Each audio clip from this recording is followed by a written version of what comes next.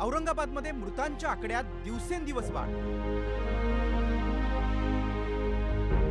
अंत्यसंस्काराचं नियोजन करणं होतंय अवघड। कुटुंबियांचं दुःख पाहून हेलावले स्वयंसेवक। काळजी घ्या, नाहीतर स्थिती बिकट होईल। राज्यात कोरोनाचा कहर सुरू असताना औरंगाबाद त्याला अपवाद नाही। गेल्या 10 दिवसांमध्ये तब्बल 90 जणांचा बळी गेला असताना स्मशानभूमीवर ताण येऊ लागलाय। दिवसाला 12 ते 15 मृतदेहांवर अंत्यसंस्कार होत आहेत। त्याचं नियोजन करणं कठीण होतंय। पंचशील बचत गटाचे कार्यकर्ते कोरोनाची साथ पसरल्यापासून हे काम करतात। त्यांनी आतापर्यंत सुमारे 1200 अंत्यसंस्कार केले। हॉस्पिटलमधून मृतदेह आणल्यापासून अग्नी देण्यापर्यंत सर्व कामं पीपीई किट घालून न धुता करतात। तिथला परवाना काढतात, आम्ही तिला घेऊन जातो आणि स्वतः आम्ही हॉस्पिटलमधून डेड बॉडी उचलतो, स्वतः स्मशानात नेतो। लाकडं हा स्वतः आम्हीच लावतो आणि नातेवाईकाची जर इच्छा नसेल अग्नी डाव द्यायची तर अग्नी डाव आम्ही स्वतः देतो। आधी नातलगांना परवानगी नव्हती, मात्र आता एका नातलगाला पूर्ण काळजी घेऊन अंत्यसंस्काराला हजर राहण्याची परवानगी देण्यात आली। त्यामुळे अंत्यसंस्काराबरोबरच नातलगांना धीर देण्याचं कामही पंचशील ग्रुपचे कार्यकर्ते करतात। खूप लोक असे आहे की त्यांना अंत्यविधी करावं लागते। त्यांची इच्छा राहते बाबा आखरी वेळेस आम्ही आमचं जे काय असेल वारलेलं त्यांची विधी करावं। तर त्या लोकांना आम्ही कॉपरेट करतो। किट वगैरे जसे आमच्याकडे असतात तसं किट वगैरे त्यांना घालून पूर्ण सेफ्टी देऊन त्यांना मग अंत्यविधी करायची आम्ही संधी देतो। पुढचे 2 महिने धोक्याचे असून नागरिकांनी प्रचंड काळजी घेण्याचं आवाहन महापालिका अधिकारी करतात।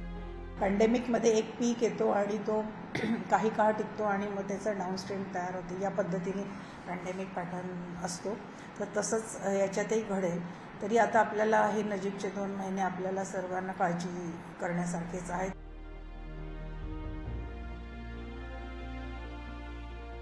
जन्माला आलेली प्रत्येक व्यक्ती कधी ना कधी मरणार हे अटळ सत्य आहे। मात्र असं म्हणतात की तुमच्या मरणाला जेवढी गर्दी जमली तेवढी माणसं तुम्ही आयुष्यात कमावली वा जोडली। मात्र कोरोनानं ही माणुसकी सुद्धा पूर्णतः संपवली आहे आणि त्यामुळे कोरोना बाधिताला त्याचा हा अखेरचा प्रवास सुद्धा एकट्यालाच करावा लागतो आणि हीच खरी शोकांतिका आहे। त्यामुळे काळजी घ्या, कारण इतकंच आपल्या हातात आहे। व्हिडिओ जर्नलिस्ट मोहम्मद तौफिकसह मी विशाल करोळे, झी मीडिया, औरंगाबाद। भंडाऱ्याची उधळण म्हणजे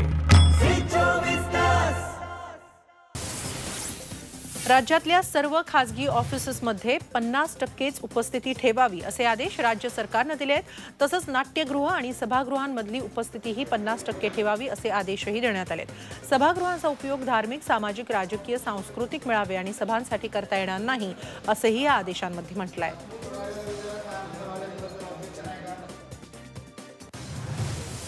राज्यात लॉकडाऊनचा पर्याय असल्याचा इशारा मुख्यमंत्री उद्धव ठाकरेंनी दिलाय। तर कोरोनावर मात करण्यासाठी आवश्यक असलेल्या सर्व गोष्टी सरकारकडे उपलब्ध आहेत। त्यामुळे सध्या लॉकडाऊन गरजेचा नाही असं आरोग्यमंत्री राजेश टोपे यांनी म्हटलंय। मुख्यमंत्र्यांनी आज नंदुरबार जिल्ह्याचा दौरा केला, तसंच लसीकरण मोहिमेचा आढावा घेतला। पुणे जिल्ह्यात रेकॉर्ड ब्रेक रुग्ण वाढलेत, पण नियम पाळले जात नाहीयेत। लग्न समारंभासाठी 50 लोकांनाच परवानगी, पण रात्रीच्या वेळी वरात काढली जाते। त्यामुळे ग्रामीण पोलिसांनी कारवाईला सुरुवात केली आहे। घोडेगावच्या पिंपळवाडीमध्ये लग्नानंतर वरात काढणं नवरदेवाला चांगलंच महागात पडलं। नवरदेवासह डीजे मालकावर गुन्हा दाखल करत डीजे जप्त केलाय। आपल्या जावई सन्मानाचा स्वीकार। आई भवानीचा गजर म्हणजे